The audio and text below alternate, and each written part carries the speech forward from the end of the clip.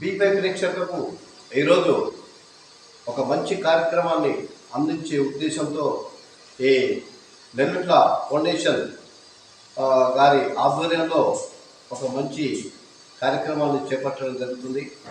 గత 3 వారాలుగా చేస్తున్నటువంటి ఈ ప్రయోగాన్ని ఎంతో మంది కళాకారులను ఈ నెల్లుట్ల ఫౌండేషన్ అధినేత అయినటువంటి రవీంద్రరావు గారిచే ప్రత్యేక కార్యక్రమాలు మరియు అనేక కళాకారులు పరిచయం చేస్తూ ఆయన ఎంతోమందికి పరిచయాల వేదికగా మారి ఎంతో మూలబడి ఉన్నటువంటి ఎందరినో వెలుగు తీసే ప్రయత్నంలో అతను ముందంజలో ఉన్నాడని చెప్పడంలో సందేహం లేదు. పేద కళాకారులకు ప్రోత్సహిస్తూ పేదలను కూడా ప్రోత్సహిస్తూ అనేక కార్యక్రమాలు స్వచ్ఛంద కార్యక్రమాలు కూడా చేపడుతూ మొన్న కరోనా టైంలో కూడా అనేక కార్యక్రమాలు చేపట్టడం జరిగింది.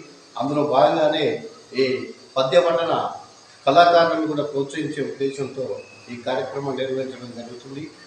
కవి సమ్మేళనాలు మరియు కళాకారుల పరిచయాలు కూడా చేయబోతున్నారు. అందులో భాగంగానే ఈరోజు ఈ కార్యక్రమం నిర్వహించడం జరుగుతుంది. ఈ పద్య పఠన జిల్లా అధ్యక్షుడు అక్కినపల్లి రవీందర్ మరియు కోశాధికారి వంగ వెంకటేశ్వర్లు తదితరులు కూడా ఈ కార్యక్రమంలో పాల్గొనడం జరుగుతుంది. ఈ కార్యక్రమం ఏమవుతుందో వారి మాటలో తెలుసుకుందాం. ఓకే, నమస్తే. దంపతులకు మరియు ఈ కార్యక్రమానికి వచ్చినందుకు మాకు కూడా చాలా సంతోషంగా ఉంది. ఎందుకంటే ఈ రోజులలో యక్షగాన కళాకారులు అనేది తక్కువైపోయినారు. వాస్తవంగా సినిమాలు ఎక్కువైన తర్వాత, టీవీ సీరియల్ ఎక్కువైన తర్వాత యక్షగాన కళాకారులు తక్కువైపోయారు. మేము చిన్నప్పుడు కూడా మా గ్రామాలలో మరి మా సార్ చెప్పినట్టుగా, పెద్దలు మా సత్యనారాయణ సార్ చెప్పినట్టుగా మా ఊర్లో కూడా వారానికి ఒక భాగవతం ఆడేది యక్షగాన కళాకారులు. మేము చాలా కింద కూర్చొని చూసేది. మరి అలాంటి పరిస్థితులు ఇప్పుడు లేవు. ఆడినా కూడా చూసేటోళ్ళు తక్కువైపోయారు సినిమాలు ఇవన్నీ వచ్చి. కాబట్టి మరి ఇలాంటి కార్యక్రమం చేస్తున్నందుకు సార్ను తప్పకుండా వాళ్ళ దంపతులను మనం అభినందించాల్సిన అవసరం ఉంటుంది. ఎందుకైనా మరి నేను విన్నటువంటి ఒకటి చిన్న యక్షగానం అంటే భాగవతం ఒకటి, గౌడ పురాణం ఒకటి ఉండే.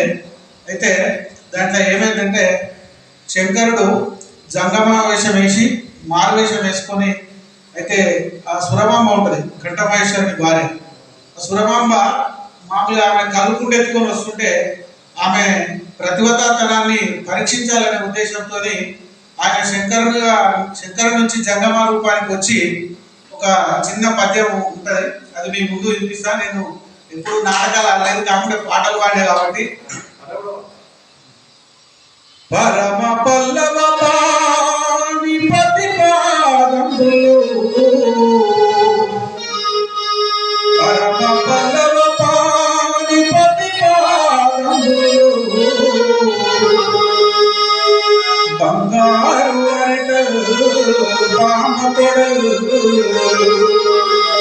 మృగరాజ మధ్యంబు మృగద మధ్యంబు, మృగరాజ మధ్యంబు మృగద మధ్యంబు, పొన్న పూల పోలు పొలతినాభి, చక్రవాకములు సఖియతరములు, చక్రవాకములు సఖియతరములు, రంగైన సింగడి రమణి కనుబొమ్మలు, సింగతేరు చూడయింది ఎంతో, సింగతేరు చూడయింది ఎంతో, జనదండ పండువల జవని పెదవులు, జనదండ పండువల జవని పెదవులు, దానిమ్మ బీజములు గంట పంతి, ఇంత చక్కని ఎలనాగ ఇంతవరకు, ఇంత చక్కని ఎలనాగ ఇంతవరకు, కాసనైతిని నాడు కలలనై